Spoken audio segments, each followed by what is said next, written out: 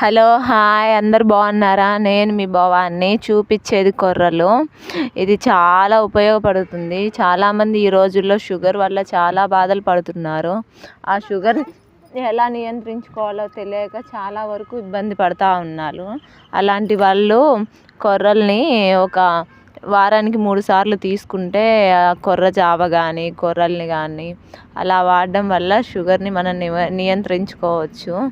ఈ రోజుల్లో అందరము ఆ వరి బువ్వని రైస్ అవి తింటున్నాం కదా, వాటికి చాలా మెడిసిన్ వాడుతున్నారు.